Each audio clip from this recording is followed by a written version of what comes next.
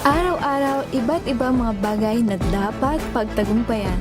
Ang subok kong partner ay MX3 Capsule. Research-based na tested and proven. Helps avoid pain discomfort. Iwas-iwas sa sakit. Kailangan lang na long-term ang pag-inom 2 capsules araw-araw. Kasabay ng proper diet and exercise. I am able to make it with the right partner. MX3, dito ako believe! Mahalagang paalala, ang MX3 capsule ay hindi gamot at hindi dapat gamitin panggamot sa anumang uri ng sakit. Amoy forever. Amoy LQ. Amoy New Cala Berry Blooms. Amoy Cala, amoy good vibes. Sa lahat ng bagay, simula pa lang, siguraduhing max protection na. Kasi pag kulang ang proteksyon, baka madaling masira. Sa ngipin, dapat may max protection din. Max sa alaga ng unique toothpaste. With Max Protect Formula, help stop cavities before they start, while keeping breath fresh. Try unique maximum fluoride protection. Para max alaga, max protektado. ACS. May nagbago! May arte! May budget! Akala nyo lang yon. So solid. White rose papaya, wow, white rose.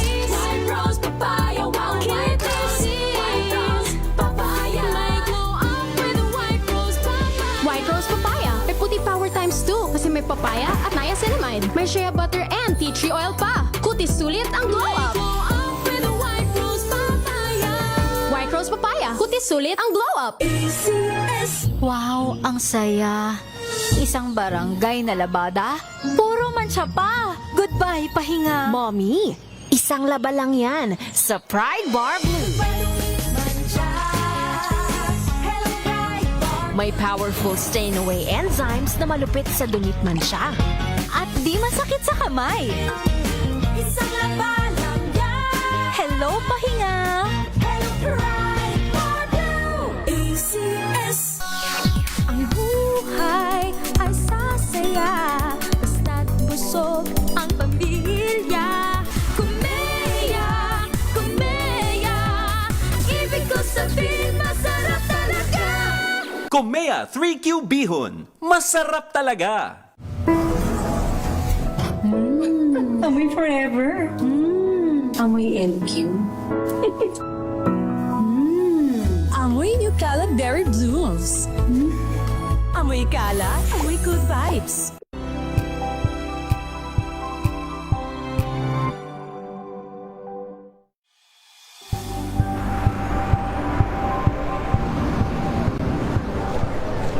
Pa rin ang ating mga eksperto. Dito lang sa Expert Opinion. Ito ang The Better ang News. TNDS. Trending and Isang kwento, iba't ibang anggulo. Dito, sa Point. Bawat pananagutan ating tatalakayin dito sa Hoy. Bawal yan. Pilipino, dito lang sa Wizards. Match of entertainment and lifestyle. Ito ang NBC TV Network News. Una sa Pilipinas, una sa Pilipino.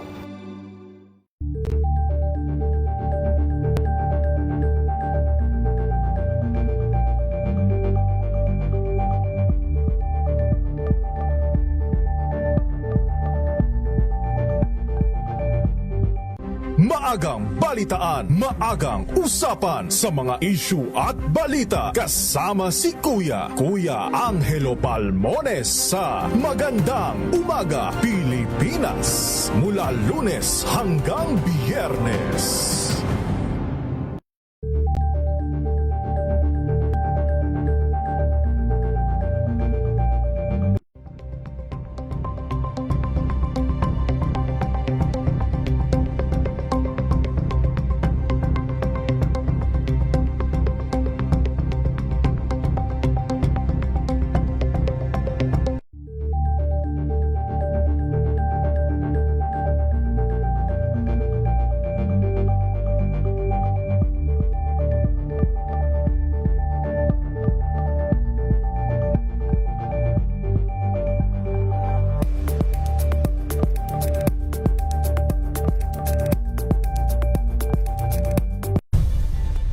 Nagsimula sa pangarap hanggang sa maabot ang tagumpay. Iba't ibang kwento, iba't ibang mukha ng atletang Pilipino. Mas pinatili, mas pinalakas at mas pinaaksyon sa Match Point tuwing Sabado, 12:30 ng tanghali sa DZRH TV.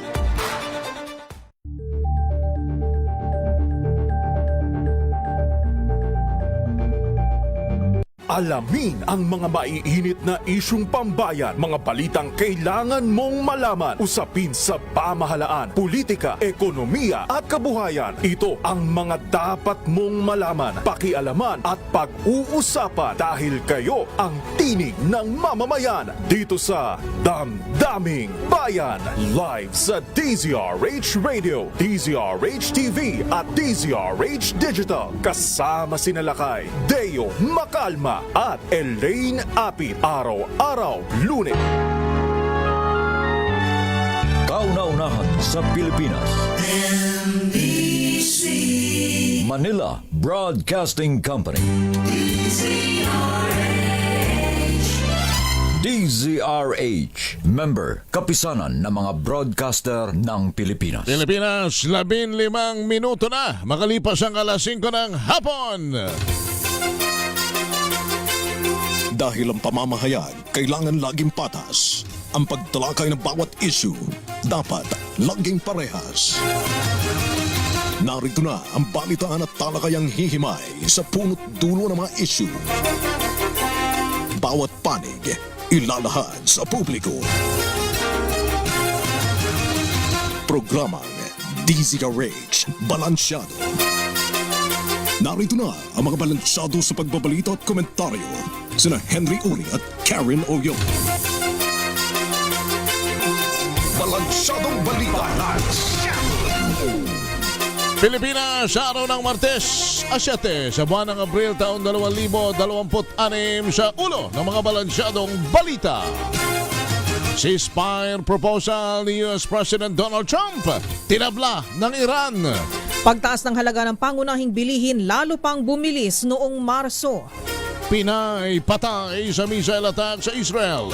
FB page na nagpapakalat ng fake news sa gitna ng krisis sa enerhiya kinasuhan ng PCO. Puganteng si Atong ang namatay naman sa Vietnam. Interpol red notice laban kay Zaldico inaasahan ngayong buwan. Babaeng pulis, inireklamo naman ng Police Provincial Director ng Batangas sa Napolcom. At banta ng mapanganib na heat index itinaas sa Occidental Mindoro at sa Iloilo. Magandang hapon, Pilipinas. Ako si Henry Uri. At ako po si Miss Karen Oyong. Sa detalye ng mga balita, tinanggihan ng Iran ang proposal ng Amerika mula sa inisyatibo ng Pakistan agad magpairal ng tigil putukan sa gitnang silangan. Hindi din pumayag ang Iran sa apila na muling buksan ng Strait of Hormuz kahit pa nagtakda na ng ultimatum si US President Donald Trump. Ayon sa Iran News Agency, sa halip na ceasefire, nais ng Iran na matapos na ang conflict sa rehiyon, magtakda ng protocol para sa ligtas na pagdaan sa Strait of Hormuz at pagbawi ng economic sanctions. Nauna nang nagbanta si Trump na pupulbusin ang Iran sa loob ng isang gabi kapag nabigong tugunin ang kanyang ultimatum. Samantala, iniulat naman ng Israel military ang panibagong airstrike sa Tehran at iba pang lugar sa Iran. Gamit ng Israel ang kanilang air defense system para ma-intercept ang missiles na galing sa karibal na puwersa. Lalo pang bumilis ang pagtaas ng halaga ng mga pangunahing bilihin at serbisyo sa bansa noong Marso.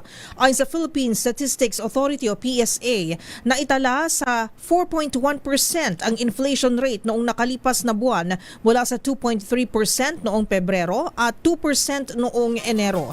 Batay sa naunang pagtaya ng economic managers, nasa 2 hanggang 4% lang ang inflation noong Marso, habang 3.1 hanggang 3.9% ang naging forecast ng Bangko Sentral ng Pilipinas. Sinabi ni PSA Undersecretary at National Statistician Claire Dennis Mapa na ang March inflation ay pinakamabilis mula noong 2024 nang maitala ang rate sa 4.4%. Ang panibagong pagsipa ng inflation ay naitala sa harap ng pandaigdigang krisis sa langis. Samantala, tumaas naman ang inventaryo ng bigas sa bansa nitong Marso. Ayon sa Philippine Statistics Authority, umabot sa tinatayang 1.88 million metric tons ang kabuoang rice stocks inventory sa bansa as of March 1, 2026. Mas mataas ito ng 16.5% kumpara sa 1.61 million metric tons sa kaparehong panahon ng nakarang taon. Gayunpaman, mas mababa ito ng 11.1% kumpara sa inventaryo ng nakaripas na buwan. Batay sa datos ng PSA, tumaas ng 34.9% ang inventaryo ng bigas mula sa mga bodega ng National Food Authority, 15.9 mula sa household at 16.9 naman mula sa commercial sector. Namatay ang isang Pinay sa isang missile attack sa isang resident sa Haifa, Israel. Ayon sa Department of Foreign Affairs o DFA, napatay ang Pinay noong gabi ng Abril 5 ngayong taon kasamang kanyang Israeli husband at mga magulang nito. Ipinaalam na ng Philippine Embassy sa Tel Aviv sa pamilya ng biktima ang nangyari at tiniyak ang pagbibigay ng kinakailangang tulong kabilang ang pag-aayos para sa agarang repatriation ng mga labi nito. Kasabay nito, nagpabot naman ng pakikiramay ang DFA sa pamilya ng biktima. Sa kaugnay na balita, nagpaabot na ng pakikidalamhati ang Department of Foreign Affairs sa mga naulila ng nasawing overseas Filipino workers sa Iranian missile attack sa Haifa, Israel. Kasama ang nasawi ng Pinay ang kanyang Israel national husband at mga parents-in-law nito. Nagbigay na ng tulong ang Embahada ng Pilipinas sa Tel Aviv sa pamilya ng biktima habang inaasikaso naman ang pagpapauwi sa labi nito sa Pilipinas. Kasabay nito, nakikiramay ang Embahada ng Israel sa Pilipinas at nakikiisa sila sa pamilya ng nasawi at sa buong Filipino community sa naturang bansa.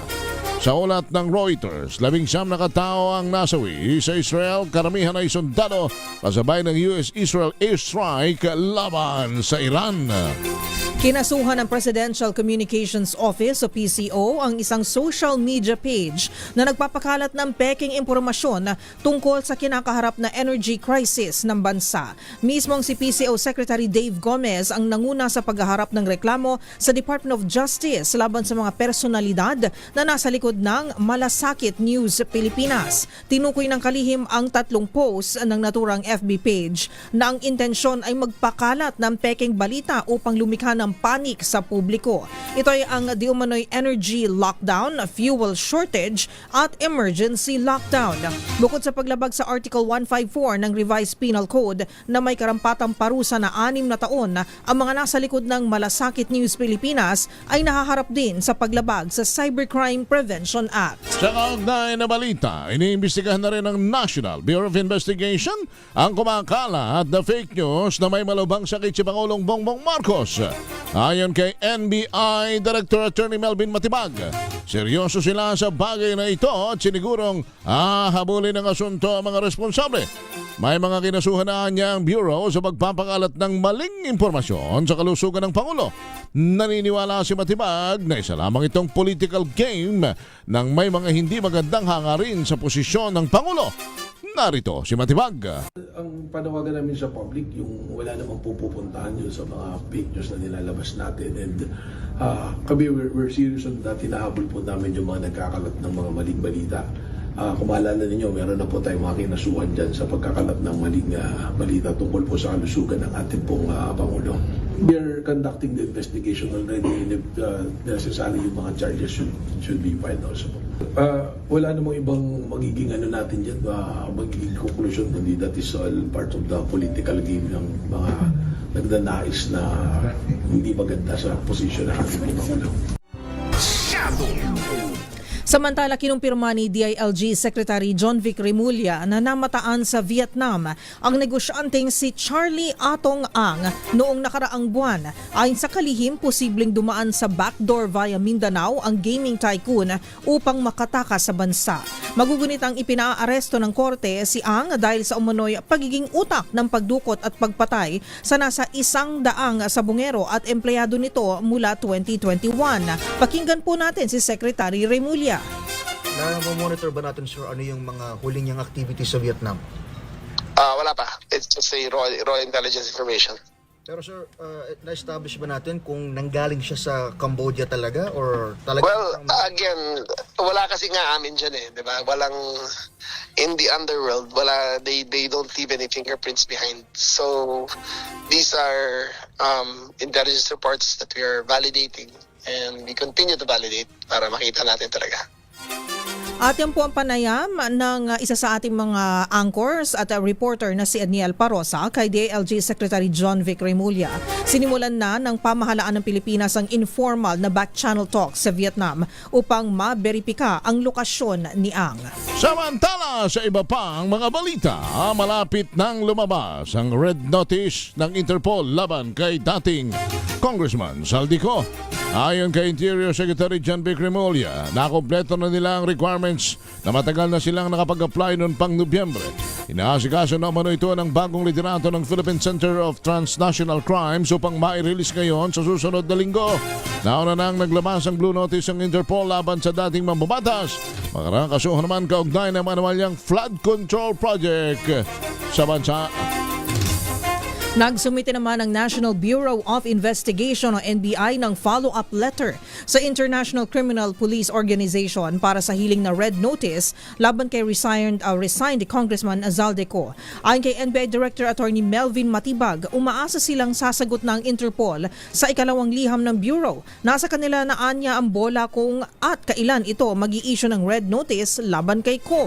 Hindi kinumpirma ni Matibag ang sinabi ni DILG Secretary John Vic Remulla na posibleng ngayon o sa susunod na linggo ito lumabas. Pakinggan at panuurin po natin si NBI Director Attorney Melvin Matibag. We send a second letter, follow-up letter namin, so hopefully sumagot na sa Interpol. Nasa kanila na yung bola dyan. We're making constant follow-up. Siguro, kaya sinasabing lalabas na procedurally it should take yung time frame na ganyan para lumabas na yung red notice.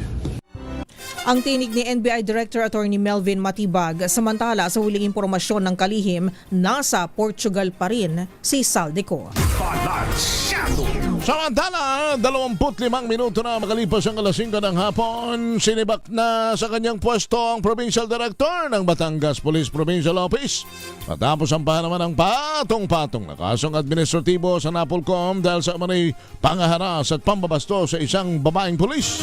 Sa pamamagitan ng special order mula sa Police Regional Office, tinanggal na sa tungkulin si Police Colonel Marlon Ventura Rufo at kasalukuyang naka-reassign sa Regional Personnel Holding and Accounting Section.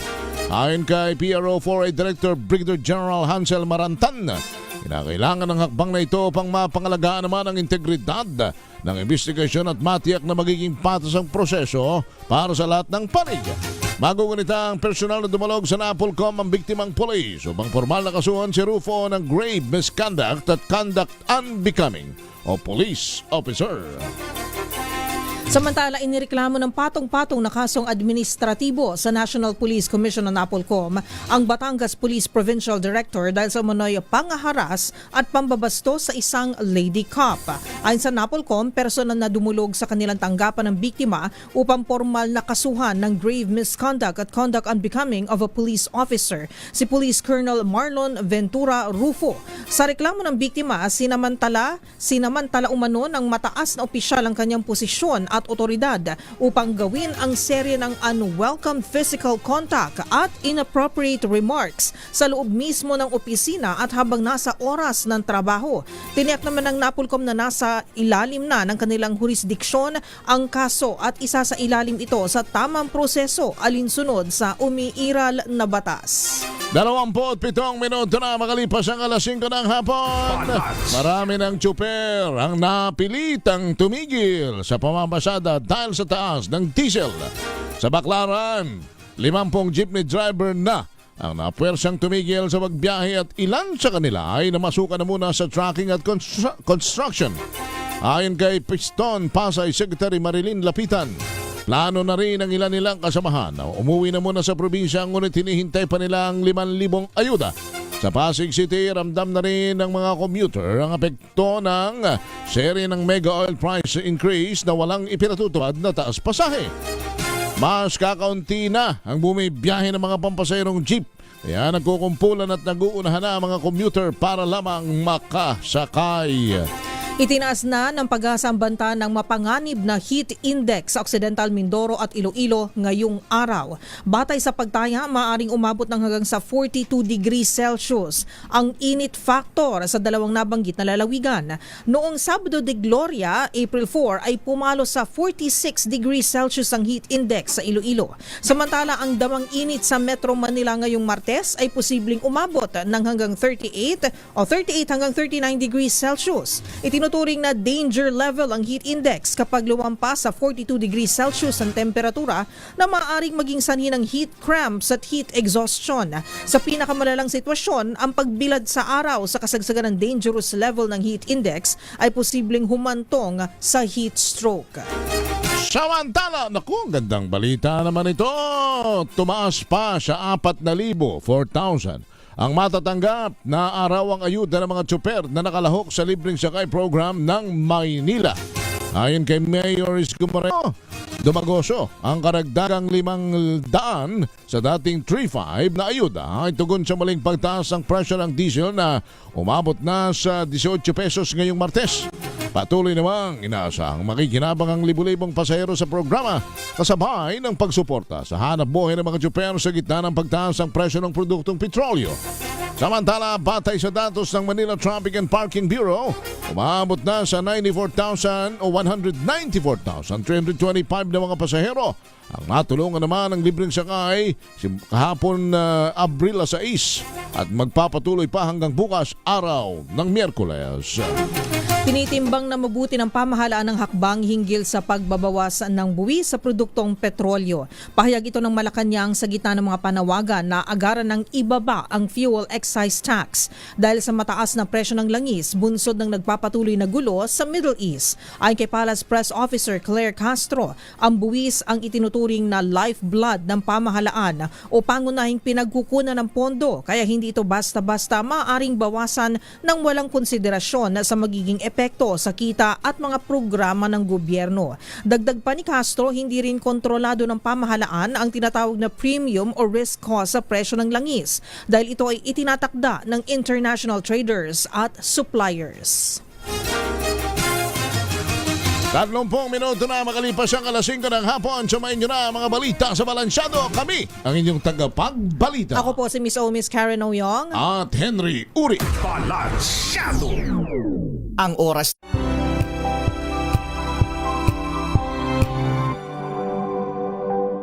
Hello, Washi! Laundry day na naman! Yay! Anong meron? Mancha ng chocolate, putik, may libag pa! Kaya natin yan! With Pride Washing Machine Detergent, may triple stain-away formula. Tanggal ang makapit, madikit, at malupit na dumit mancha. Kaya easy-easy ang labada. Mula noon hanggang ngayon! All you need is pride. All you need is pride. ACS. Ang buhay ay sasaya basta't busog ang pamilya. Kumeya, kumeya, ibig ko sabihin masarap talaga. Komea 3Q Bihon. Masarap talaga. Amoy forever. Amoy LQ. Amoy New Cala Berry Blooms. Amoy Cala, amoy good vibes.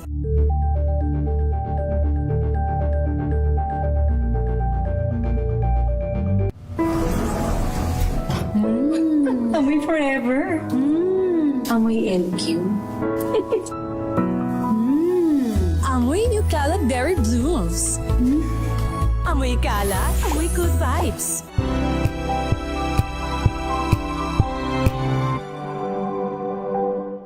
Maulan man, no worries na amoy kulog ang damit. Charm, Fab, Con, pangong kumakabloom.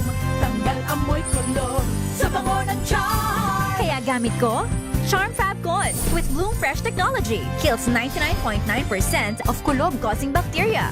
May aroma burst pa of thousands of flowers and berries. Ang sampay sa loob, no amoy kulob. Bangong kumakabloom sa charm. Charm Fab Con.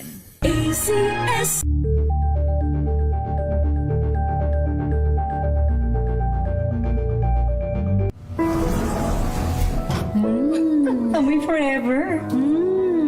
Amoy LQ.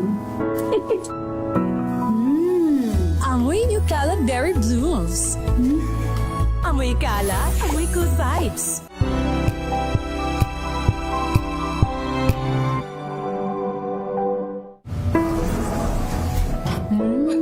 Amoy Forever. Amoy LQ. Amoy New Cala Berry Blooms. Amoy Cala, amoy good vibes.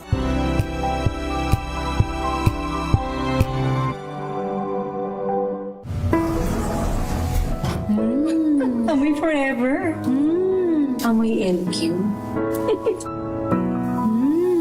Amoy New Cala Berry Blooms. Amoy Cala, amoy good vibes.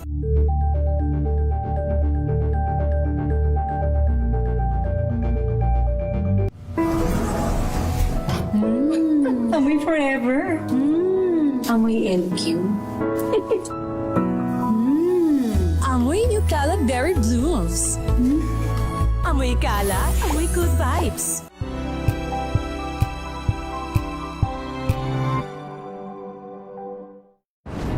Kung good vibes ang hanap mo, dito ka na sa Sigurado! Mula sa mga istoryang nagbibigay ng inspirasyon hanggang sa mga kwentong may dalang solusyon. Mga balitang pampagaan ang pakiramdam at pampaganda ng araw. Hindi lang ba sa good news, kundi the better news. Mula Lunes hanggang Biyernes, 1:00 ng tanghali sa DZRH TV.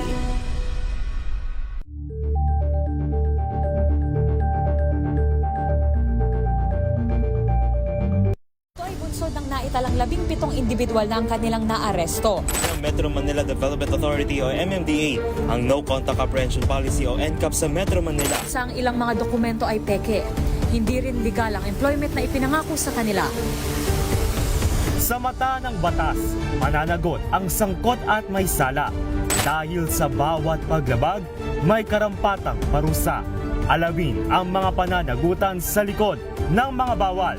Dito sa Hoy! Bawal Yan! Tuwing Sabado, 11:30 ng umaga. Dito lang sa DZRH TV.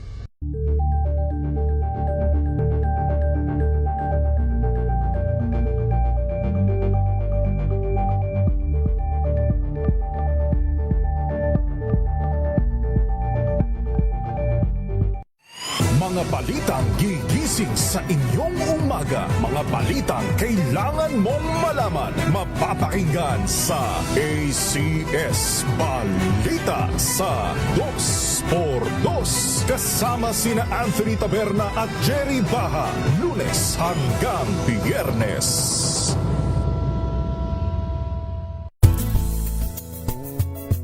Number 1 na naman ang inyong DZRH sa latest survey ng Kantar Media na inilabas nitong January 2026. Hindi lang sa Metro Manila, kundi pati rin sa Mega Manila.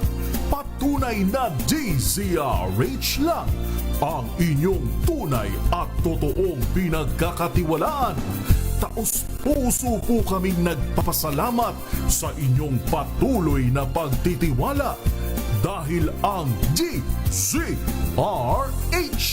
una sa Pilipinas, una sa Pilipino. Saan ka man sa mundo, tayo Pilipino. Curious ka ba sa maraming bagay? Kami na ang bahala dyan. Aalamin, tutuklasin at bibigyang linaw namin ang mga katanungang bumabagabag sa inyong isipan. Sa programa kung saan ang bawat sagot ay galing lamang sa mga eksperto. Ang Expert's Opinion, tuwing Linggo 3:00 ng hapon, dito lang sa DZRH TV.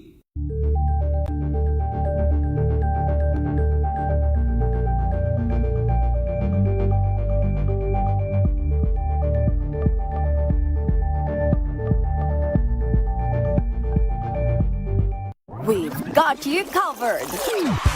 From the hottest hits, exclusive interviews, kilig to the bones fan meet experience, Ito performances of your favorite stars.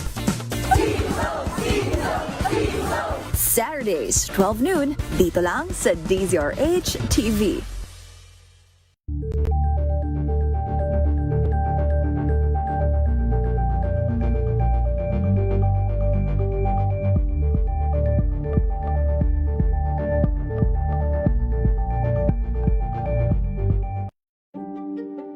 Buklatin ang mga pahina. Pakinggan ang boses ng lipunan.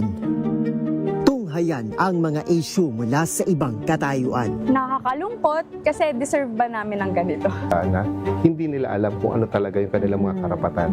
Yung gobyerno, tinulungan nila yung kanilang magsasaka. Pinapatahimik tayong lahat using various laws. Through education, kayang-kaya nating baguhin yung ganitong klaseng pag-iisip. Isang kwento, iba't ibang anggulo. Dito, sa Point of View.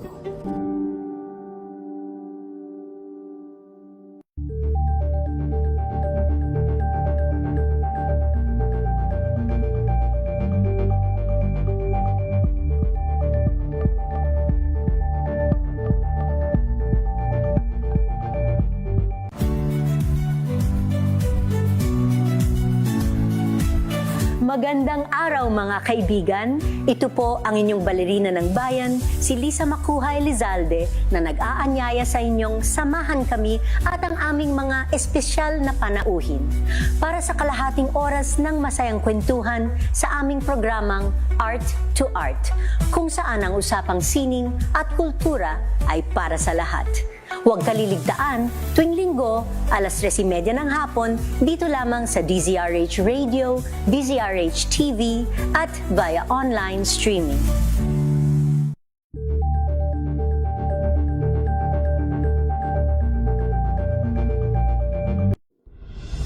Tuloy-tuloy ang pagtulong, tuloy-tuloy ang pagseserbisyo, at tuloy-tuloy ang balitaan kasama si May Binauhan sa Operation Tulong mula Lunes hanggang Biyernes.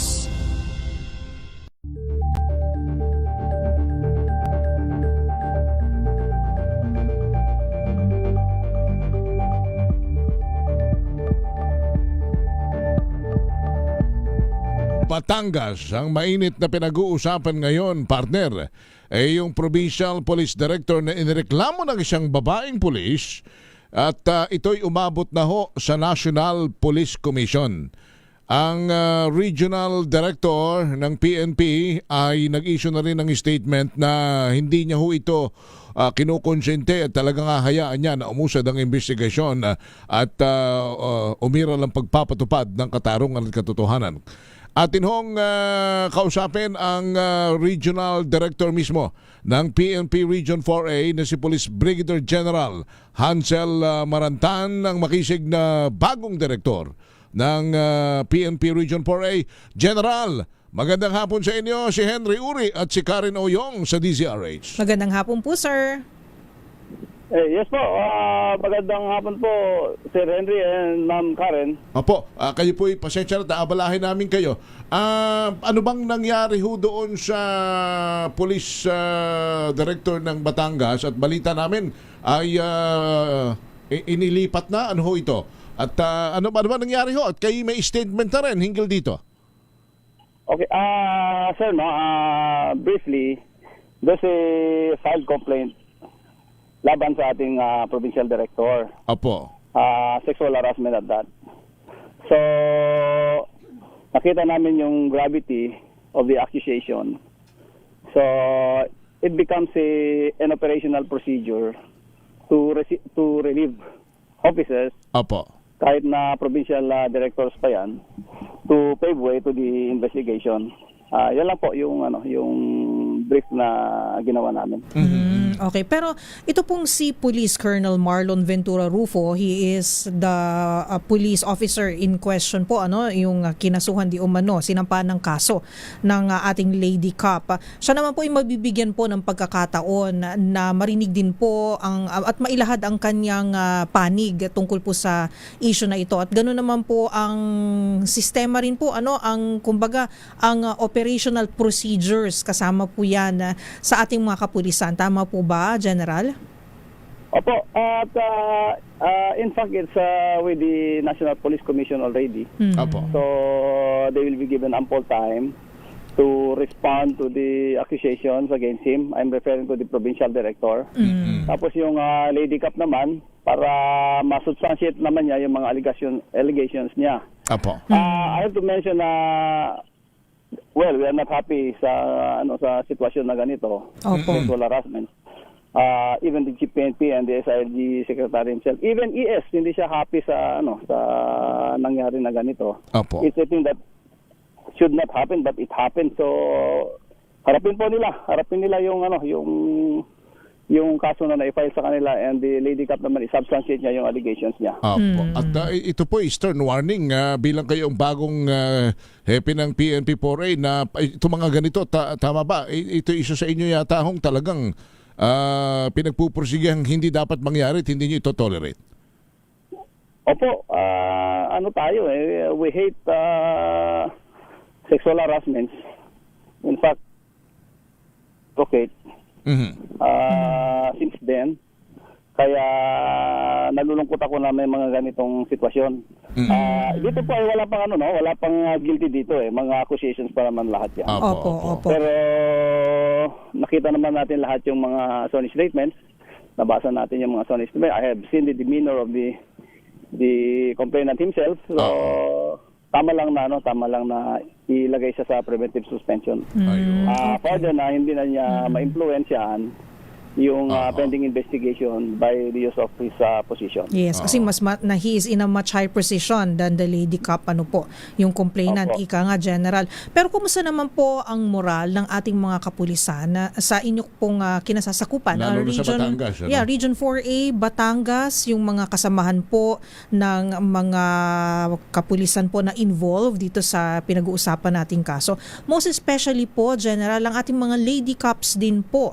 How do we ensure that they will still feel safe at sila po ay confidently po na magagampanan nila ang kanilang trabaho bilang mga miyembro po ng puwersa ng kapulisan kahit sila po ay mga kababaihan? Opo, alam naman nila na una po, it is an isolated case naman. Nag-start yan sa text mo si Chief. It was text before the number of the Chief. At na-circulate. That was even before the Semana Santa. Now, asking about the morale of the policemen, particularly the police women dito sa Calabarzon. Masasabi kong high moral sila. In fact, nung Holy Week, we turned this into Holy Week. Ang average namin sa panghuhuli ng mga suspects in a week time, in 1 week, ay 150 to 160. But huli ang PRO Calabarzon ng 339 po na suspects. So more than double the performance, the usual performance. So makita natin doon na high moral pa rin sila despite the issues like that. Holy Week. So marami kayong nahuli. Holy Week sa Holy Week. Walang ligtas sa mga kriminal kahit mahal na araw. Pero Jen, yung binabanggit ninyo na anong tawag roon, text mo si Chip, ano po ito? Dyan sa Region 4A, maiging gumagana po ito? Opo, there's a number na i-text mo at mababasa lahat ni Chief PNP yung mga complaint na yun. Okay. Centralized yung issue. Opo. Pero samantalahin na rin namin, kasi maliban dyan sa mga isyong kinakaharap po at ito na may nasa investigasyon ng ng Napolcom. Kumustahin namin ang sitwasyon ngayon ng Calabarzon? Generally, ang peace and order, kumusta? Everything is under control naman po. Maganda yung like ako ng isang scenario, For the past month, we have listed 41 number of rape cases. Pero itong last week, nakapag-register na tayo ng 9. Of course, it's a rape case pa rin, but you see the significant number na being reduced from 41 to 9. Opo. So, tumatalab yung iniwan na sistema ni General Lucas na pinagpapatuloy ko naman po. Opo. Okay. Siguro, partner, idagdag na natin your campaign against illegal drugs.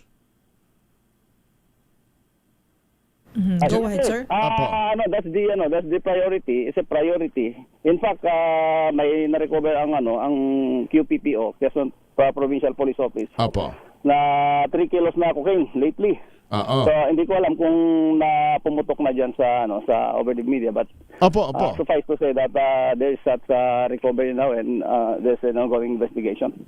May patnanungan area. So itong cocaine na to, General, ano po bang impormasyon na inyong nakuha? Saan po ba ito galing? May malaking grupo ba o sindikato na involved? At bakit po napadaan dyan o nandyan po sa inyong rehiyon po, sir?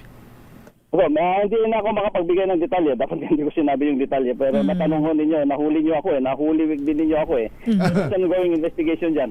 So expect for more information about that in the days to come. Okay, and then siguro finally na lang po ang gusto ko pong malaman din, given na napakaganda po ng mga numero na inyong naibahagi sa atin, very positive po yun na bumaba po yung mga bilang po ng mga nabanggit nyong rape cases, tama po ba, General? So how do we encourage naman po yung mga kababayan natin, mga communities po natin na huwag matakot na makipagtulungan sa puwersa ng kapulisan? Kasi hindi lang naman po, alam naman natin yan, hindi lang naman po responsibilidad ng PNP ang palaganapin ang kapayapaan at i-ensure ang seguridad po ng ating mga bayan.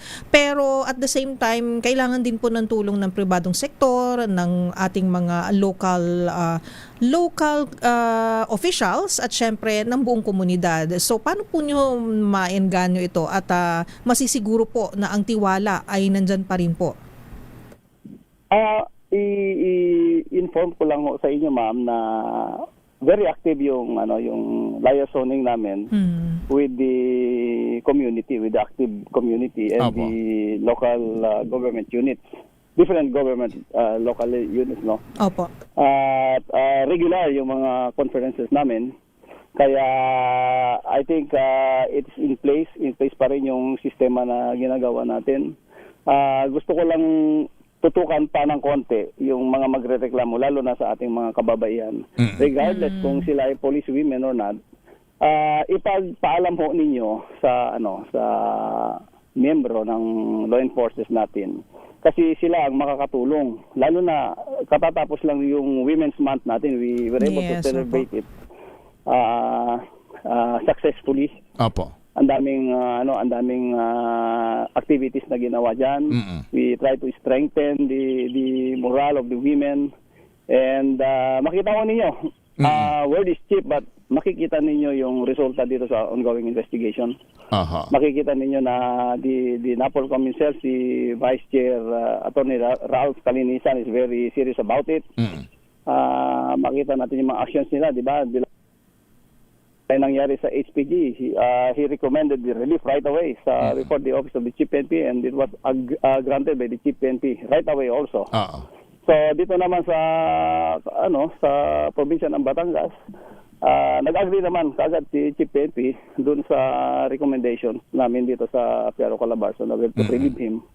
Sabi the Executive Secretary himself, sabi niya, okay, we have to pave way to the pending investigation.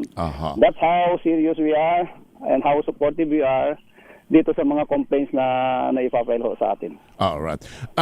Jen, ibang paksa lang kasi yung uso ngayon yung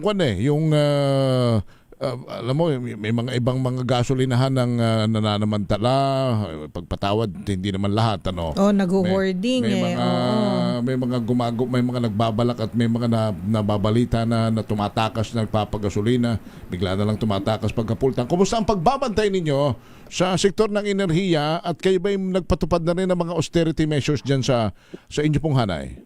Opo, sa akin po, wala na akong backup. Ano na ako? Isa na lang sasakyan ang ginagamit ko at 4 na lang ho kami lagi sa sasakyan ko. In order to support the austerity measures declared by the President himself. At doon sa namin, sa opisina namin, number 26 na lang ang aircon namin as instructed by the President himself. Now, doon sa mga nananamantala, we have a full we have full supervision ngayon. Meron kaming reporting before the office of the Chief PNP every day kung sino yung mga warehouses na binisita namin, yung mga gasoline stations na binisita namin at chinecheck namin yung mga prices nila. Very good. Very unfortunate na mayroong ganyang situation na tinatakbuhan yung gas station kasi it's a justification na mahal yung gasolina but mali naman yung ganung taking advantage of the situation. All right. And these are isolated cases again, but it should not happen. Jen, ano ang inyong babala sa mga masasamang loob, mga kriminal na maaari pong ayaw pa rin magsitimo dyan po sa Calabarzon? Alam naman po nila na I was able to give my specific instructions sa aking mga 14,000 policemen dito sa Calabarzon. I have to tell you that we are protecting more than 17 million Filipinos dito sa Calabarzon. That is 3 million bigger than the National Capital Region and 5 million bigger than the Central Luzon. So, in effect, tayo ang pinakamaraming Filipino na pinoproteksyonan of the 14,000 policemen. So, the ratio now is 1 is to 1,700. So, that's how challenging the ratio now. Nasabi ko na yan sa mga police officers natin on the ground na we have to sustain it and always be serious about it. Kasi pinagbawal ko na lahat dito. Lahat ng mga cigarettes. Bawal naman talaga yan. Pero sinabi ko ba na in the event na you will be caught, wag niyong sabihin, hindi ko kayo binigyan ng warning. Binigyan ko ng warning every day. Binibigyan ko sila ng paalaala. So there's no reason. Even the infractions, even the demeanors, every day sinasabihan ko sila. Kaya there's no reason na may mga ganyan pang mga balita. All right. Jen. So if they are insisting, so it's not the fault of the PNP anymore. Parang it's a character na it must have to be solved. So, nabasa it in psychology, alam naman natin at the age of 18, your character is formed. You will never change. Kaya ang sabi ni Chief PNP, palakasin ang recruitment, selection, and training sa ngayon. Kasi we cannot correct the character of people sa 6 months na training or at least 4 years doon sa PNPA. Kaya higpitan pa natin para makatulong. Kasi, garbage in is garbage out.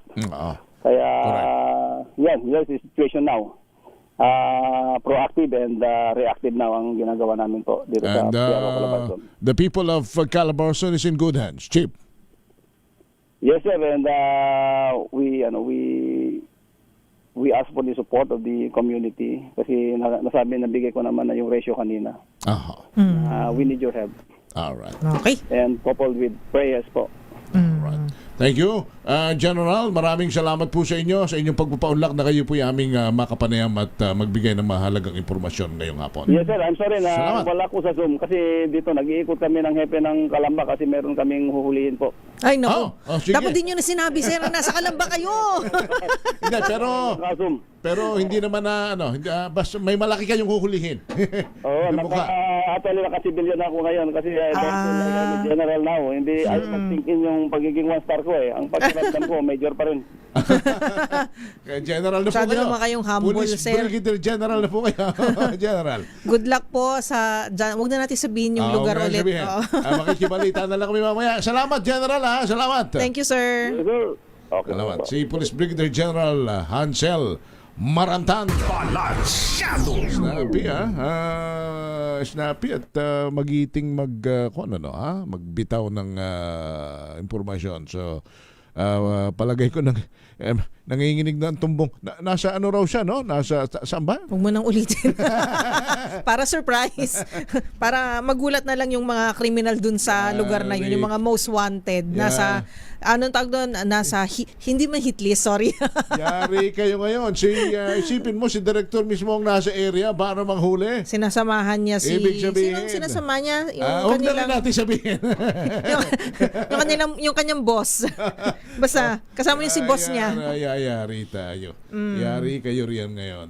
Anyway, salamat at patuloy kaming umaasa sa inyong matikas sa pangangalaga sa mga kababayan natin dyan sa Calabarzon. At may binanggit si General na may nahuling malaking bulto ng droga kay Colonel, kaibigan natin dyan sa Quezon. Colonel Albacea, congratulations also. Balansyado! 5:58 ng hapon, babalik tayo. Ako si Henry Uri. At ako po si Miss Karen Oyo. Balansyado!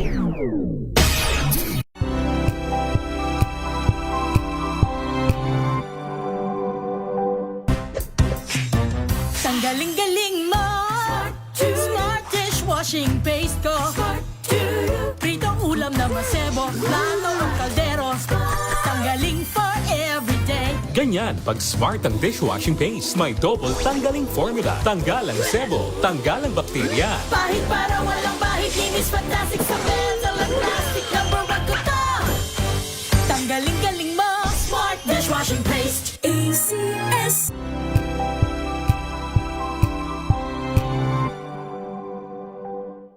Maagang balitaan, maagang usapan sa mga issue at balita. Kasama si Kuya Angelo Palmones sa Magandang Umaga Pilipinas. Mula Lunes hanggang Biyernes.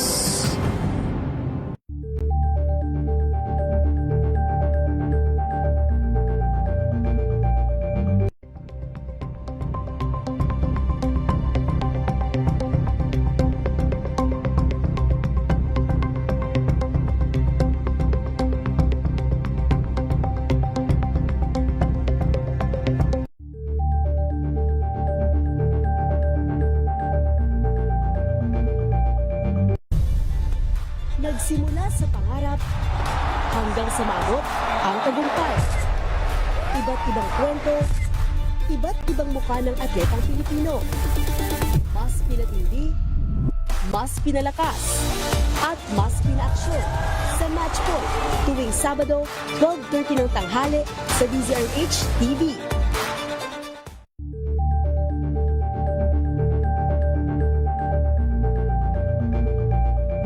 Alamin ang mga maiinit na isyung pambayan, mga balitang kailangan mong malaman, usapin sa pamahalaan, politika, ekonomiya at kabuhayan. Ito ang mga dapat mong malaman, pakialaman at pag-uusapan dahil kayo ang tinig ng mamamayan dito sa Damdaming Bayan. Live sa DZRH Radio, DZRH TV at DZRH Digital. Kasama sina Lakay, Deo Makalma at Elaine Apit. Araw-araw, Lunes hanggang Biyernes. Damdaming Bayan.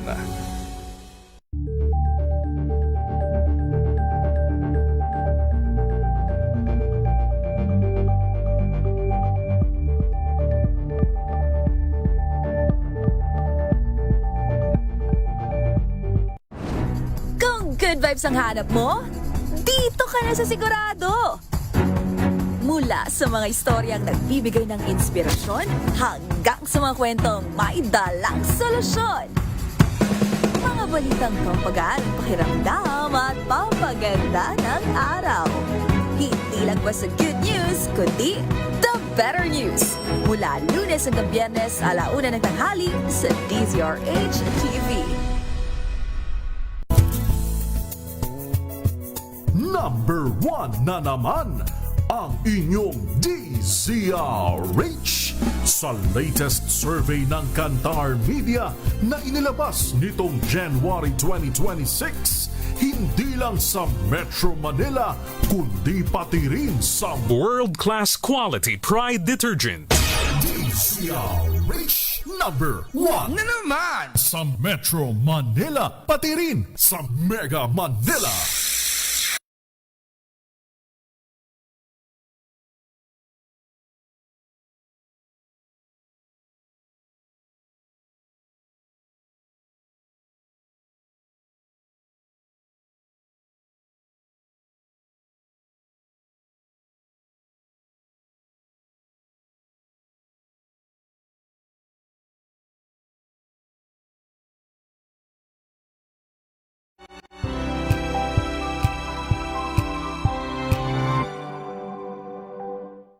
maagang balitaan, maagang usapan sa mga issue at balita. Kasama si Kuya Angelo Palmones sa Magandang Umaga Pilipinas. Mula Lunes hanggang Biyernes.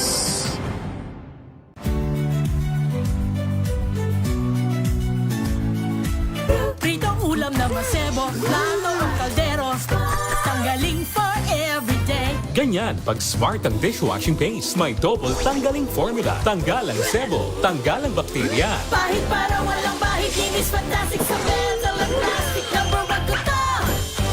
Tanggaling-galing mo, Smart dishwashing paste. ACS. May nagbago. May arte.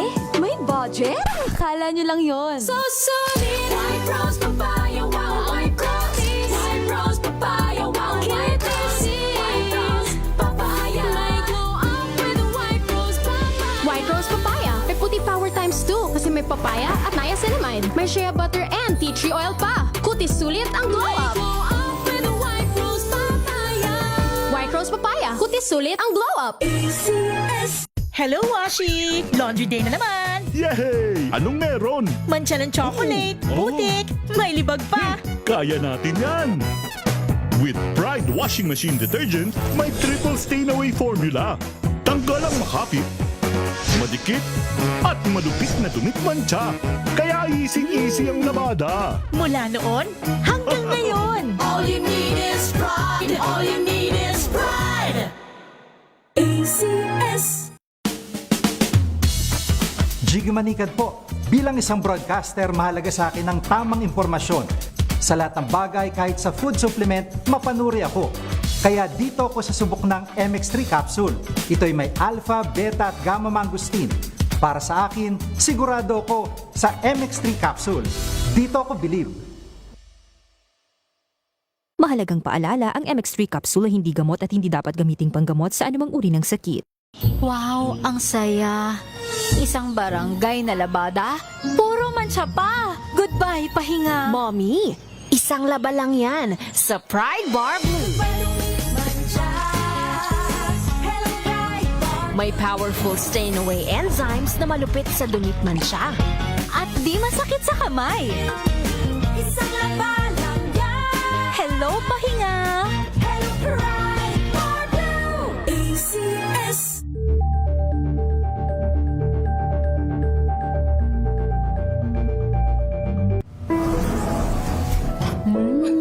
Amoy forever. Amoy LQ. Amoy New Cala Berry Blooms. Amoy Cala, amoy good vibes. Sa lahat ng bagay, simula pa lang, siguraduhing max protection na. Kasi pag kulang ang proteksyon, baka madaling masira. Sa ngipin, dapat may max protection din. Max Alaga ng Unique Toothpaste. With Max Protect Formula. Help stop cavities before they start, while keeping breath fresh. Try Unique Maximum Fluoride Protection. Para Max Alaga, Max Protektado. ACS. Amoy forever. Amoy LQ. Amoy New Cala Berry Blooms. Amoy Cala, amoy good vibes.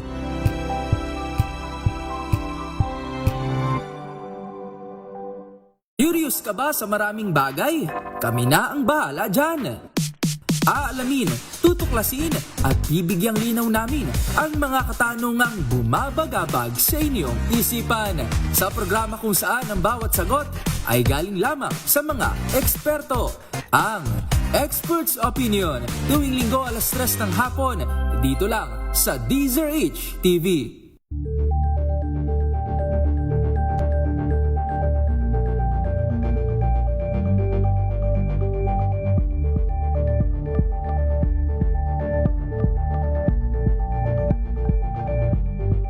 We've got you covered. From the hottest hits, exclusive interviews, kilig to the bones fan meet experience, and hataw performances of your favorite stars. Saturdays, 12 noon, dito lang sa DZRH TV.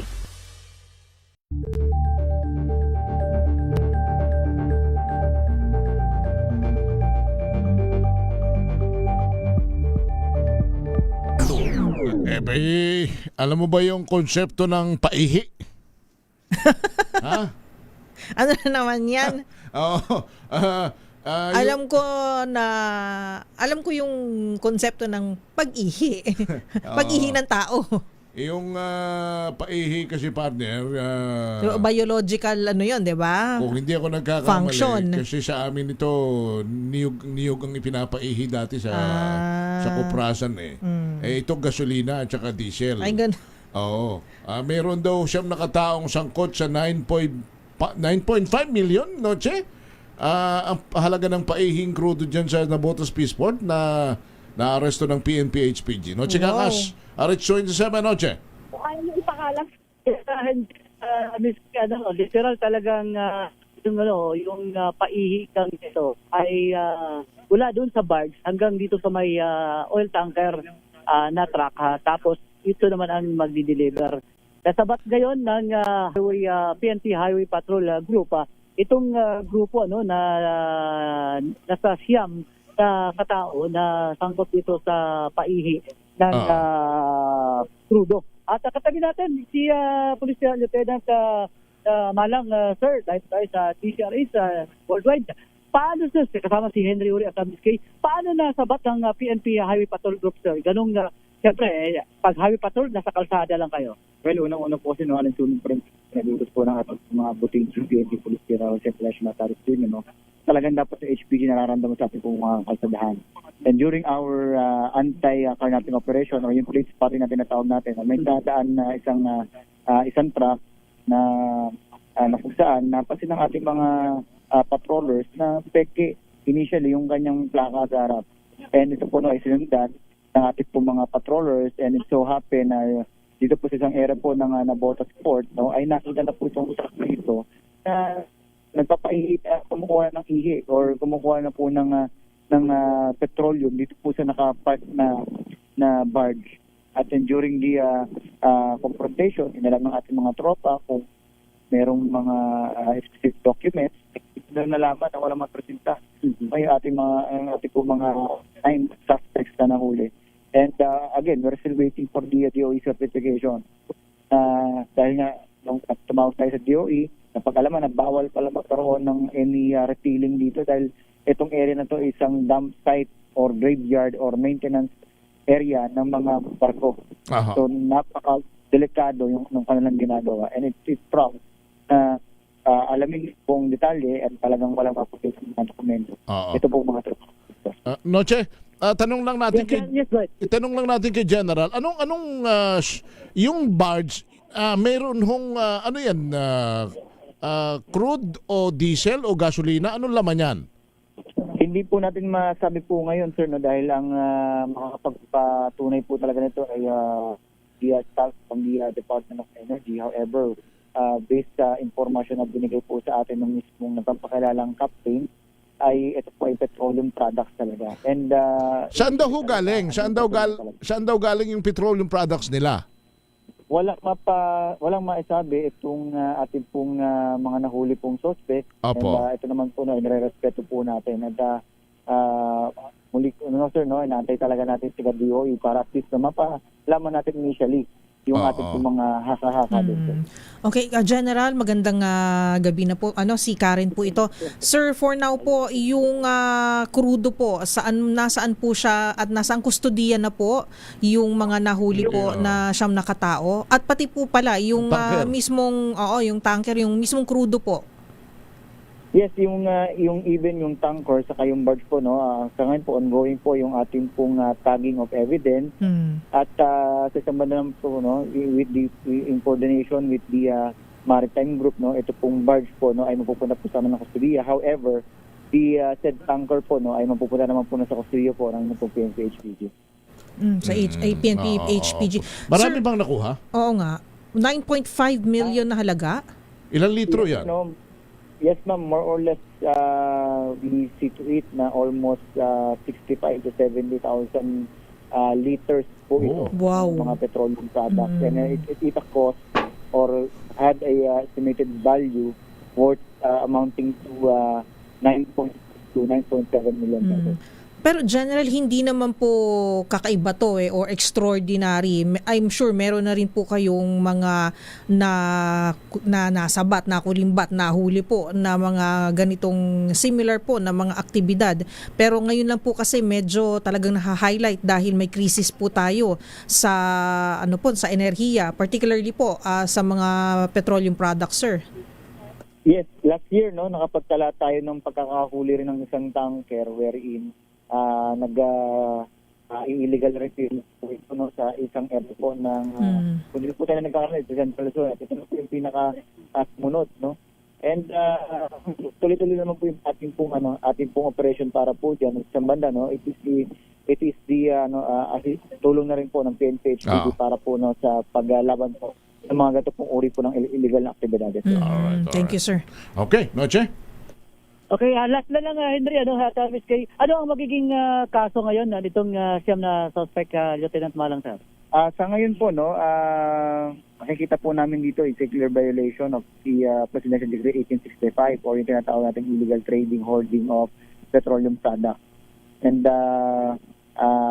initial din doon po yung impoundable offense po ng paggamit po ng fake na plaka. Salamat, sir. Salamat, sir. Thank you. Narinig ka pa ba sa area? Visible pa sa iyo yung...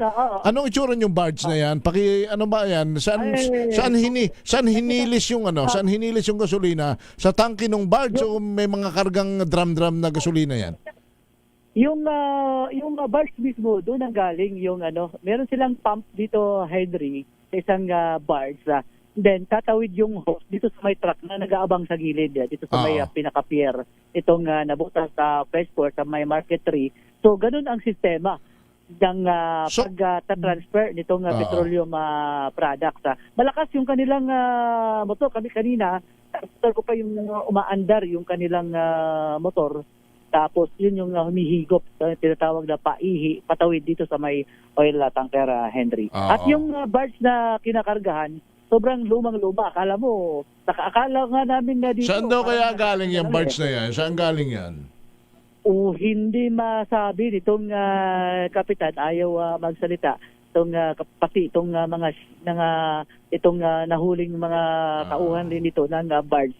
Ayaw nilang magsalita at dahil dito hindi alam kung saan galing. Wala bang marking yan? Walang marking? Walang nakapangalan sa mga tagi-tagi yan? Walang nakasulat dito sa harapan. Kolorom nga, Henry. Pati yung kalawang na. Pati yung tanker, wala rin pangalan na. May pangalan ba yung tanker? Wala din. Yung tanker, meron dito yung kanyang plate number. Anong plaka niyan? Anong plaka niyan? Ang nakalagay lang dito yung plaka, meron dito yung dati pang plaka PYV Papa Yankee Victory 212. Lumang plaka. Kaya yun napansin itong Highway Patrol Group, kaya sinundan kasi yung plaka hindi bago, lumang plaka.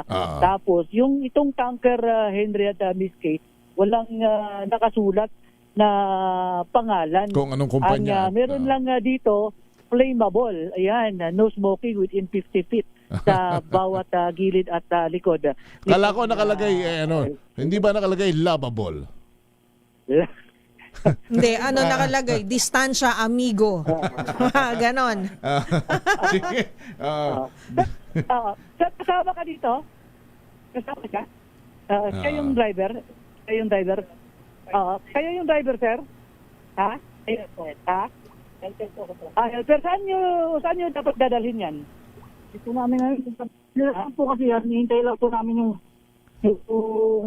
sa amin yung response. Kung naghihintay kayo, kukunin nyo dito, tapos naghihintay kayo kung saan i-deliver. Okay. So matagal na kayong nag-pick up ng petroleum dito, product? Ilang po, bago lang po. Bago, mga ilang beses na? Siguro mga dalawa pa lang. So natiyempuhan kayo. Yun, isang helper, hindi rin nila alam. Pero nung unan yung pagdadala, saan nyo dinala? Saan? Bandang Pampanga po Ayun, Pampanga, yung unang, pangalawa pa lang nila ngayon to, Henry, at Miss Kay, yung una, dala nila sa lalawigan ng Pampanga. So sa ngayon, impounded na itong barge, maging itong truck o yung oil tanker. Thank you. 27, ano si Kaka sa DZRH, una sa Oche. Pilipinas, una sa Tanda mo, wag ka magpapaihi. Labable ka pa naman. Alam mo yung pag binanggit mong paihi, alam ng mga jeepney driver yan, Henry, saka yung mga traffic mga hauler. Alam nila yan. Alright, thank you. Pag sinabing paihi. Okay, balik yung dalawa, Henry. At Thank you. No, Chingakas mula sa Nabotas. Yung kasi partner, halimbawa, yung malaking, may mga ano yan di ba, yung mga malalaking tanker ng gasolina. Minsan dadaan yan sa bayan. Kaya may makikita ka mga debote na gasolina, di ba? Yun yun yung hinihigop yung galing sa tanker, isasalin sa drum o sa galon, tapos ibubote-bote. Parang pinapaihi mo kasi yung tanker. Kawawa yung mga kawawa yung mga may-ari ng kumpanyang ganyan kasi anyway, bumabahagi lang doon naman yung mga mahihirap. Pero nakaw is nakaw. Yes, at yan ay mali. Samantala, partner. Report naman ni Miss Lev, ang mga bagong polisiya kaugnay ng pagtugon sa epekto ng patuloy na pagtaas ng presyo ng langis, inaasahang ilalabas ng Malacanang. RHA 14, Let Narciso, balita mo yan, Miss Let. Ms. Kay Henry, tapos na yung tulong ng Uplift Committee na pinangunahan ni Pangulong Ferdinand Marcos Jr. sa Malacanang ngayong araw. Dito pinalakay ang mga rekomendasyon ng Development Budget Coordination Committee sa excise tax sa produktong petrolyo. Gayon din ang karagdagang mga hakbang para sa mabilis na paghahatid ng tulong at kung paanong maiigsa ng epekto ng pagtaas ng presyo ng langis sa mga commuter, mga manggagawa at bawat pamilya. Ganun man, wala pang inilalabas sa partikular na mga detalye ang palasyo sa mga gagawing aksyon ng gobyerno. Bukas, inaasahang mag-aanunsyo ang Pangulo ng mga bagong polisiya. Inaabangan rin ang magiging desisyon nito kung sususpendihin o babawasan ang fuel excise tax. Kasama sa meeting kanina sila Executive Secretary Ron Recto at mga opisyal ng Department of Energy, Department of Economy Planning and Development, Department of Budget and Management, Department of Finance, Department of Transportation, DSWD at iba pang mga ahensya. Ito si Let Narciso para sa DZRH, una sa Pilipinas, una sa Pilipinas. Thank you, Let. Samantala, suporta naman ng Department of Health sa mga super health centers, hiniling ni Senator Bongo. Balita wala kay RH number 28, Raymond Adpaz. Raymond. Nanawagan si Senador Christopher Bongo bilang Vice Chairperson ng Senate Committee on Health sa Department of Health na suportahan ang mga itinayong super health center sa iba't ibang bayan at lungsod. Lagyan naman ito ng mga kinakailangan mga pasilidad, kaya ng mga x-ray machines upang hindi na kailangan bumiyahe ng malayo ang mga ngailangan. Para kay Go, mahalaga ang pagtutulungan ng DOH at mga local government units para maging fully operational ang mga super health centers dahil ito ang pumupuno sa kawalan ng mga government hospitals sa maraming mga lugar sa Pilipinas. Ang panawagan ay pinarating ng senador kasabay ng turnover sa Super Health Center sa Barangay Banayal, Tulunan, Cotabato kahapon. Pinasalamatan nito ang mga local officials sa pangunan ni na Governor Emilio Talino Mendoza, Mayor Lee Ventura Villasor at Congresswoman Maria Alana Samantha Talino Santos. Sa naturang okasyon ay muli nitong kinilala ang serbisyo ng mga health workers na nagsisilbing mga frontliners. Kinabibilangan ito ng mga doktor, nurses at mga barangay health workers. Mahigit 700 mga super health centers na ang naitayo sa buong bansa na nagsimula noon pang panahon ni dating Pangulong Rodrigo Duterte.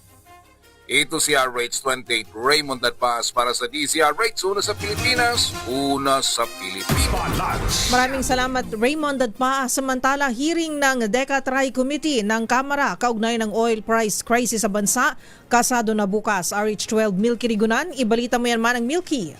Bukas ang hearing ng Kamara para makahanap ng solusyon sa pagtugon ng gobyerno sa nararanasang krisis sa bansa. Sanhi ng mataas na presyo ng produktong petrolyo. Tatalakay ng 13 komite ang agaran at pangmatagalang mga hakbang para maibsan ang epekto ng patuloy na pagtaas ng presyo ng langis dahil sa tensyon sa gitnang silangan. Ang pag-convene ng hearing ng 13 House Committees ay kaugnay ng direktiba ni House Speaker Faustino D. III. Si Marikina City Representative Miro Kim Quimbo, Chairman ng House Committee on Ways and Means, ang mauna sa pagdinig. Inaasahang dadalo ang mga miyembro ng gabinete ni Pangulong Bongbong Marcos maging mga opisyal ng iba't ibang ahensya ng gobyerno. Nauna nang sinabi ni Quimbo, layunin ng hearing na makakuha ng critical na datos para makabuo ng mga panukala sa harap ng nararanasang krisis epekto ng gulo sa gitnang silangan. Ako si Milk Reguna, nagulat para sa DZRH, una sa Pilipinas, una sa Pilipino.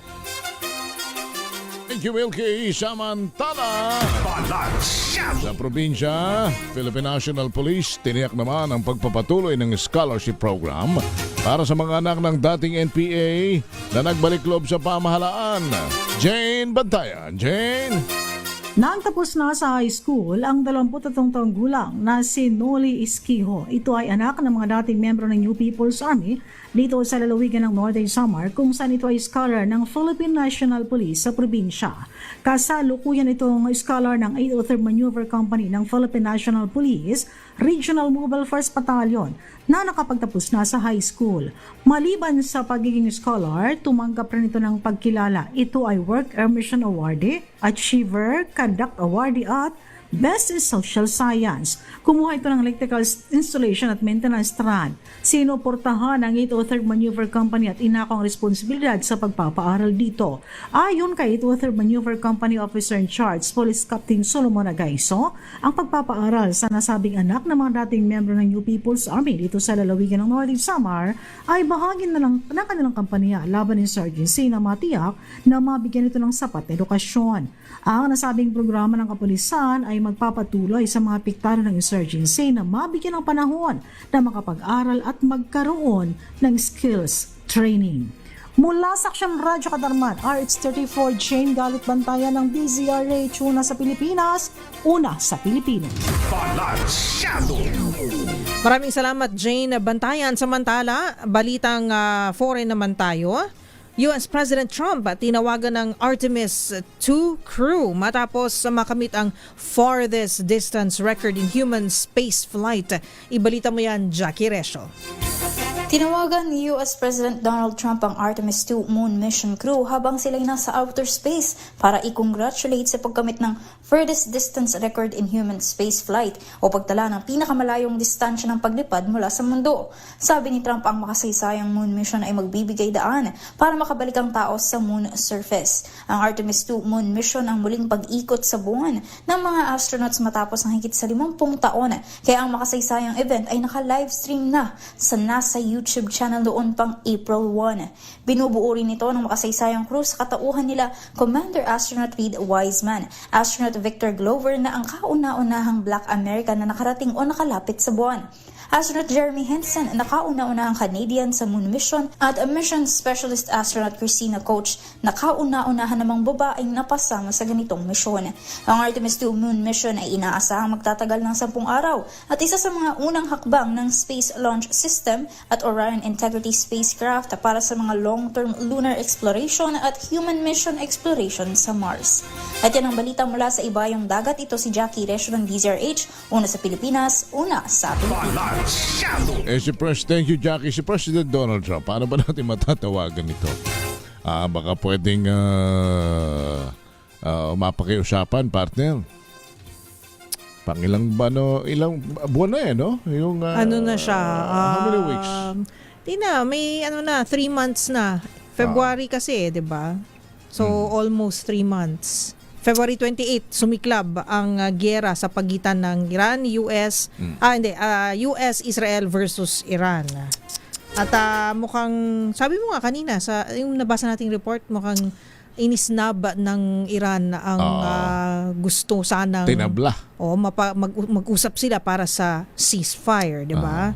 The problema, bukas, ang gasolina ay, diesel. Mga 170 na nga siguro ito, o 169, 168, 170. Tapos ang gas ay papalo na sa mga 100 Gs. Yung pinakamagandang klase, 98, 99, yung 95 octane. 'Di ba? Ano ba kinakarga? Hindi. Cadillac na lang. Cadillacad na lang. Akala ko kariton. Wala eh. Karitulak. Hirap itong nangyayaring ito. Ano ho? But at any rate, manatili lang tayong nakafocus ay sa pagdarasal sapagkat palagi namang ang Diyos ay mahabagin sa mga pipetisyon o tumatawag sa Kanya. Yan ang ating makakapitan na lang palagi. Ano ho? Samantala sa showbiz, bidang aktor sa international film na Conclave bumilib sa Filipino dub version ng pelikula. Balita mula kay Josa Cruzat. Josa? Humakot ng papuri online ang katatapos lang na pag-ere ng Filipino dubbed version ng political thriller na Conclave nitong nakaraang Holy Week. Marami ang bumilib sa husay ng pagkakasali ng pelikula sa ating sariling wika, lalo na't napanatili nito ang bigat ng mga linyahang orihinal na binitawan sa Latin, Italian at Spanish.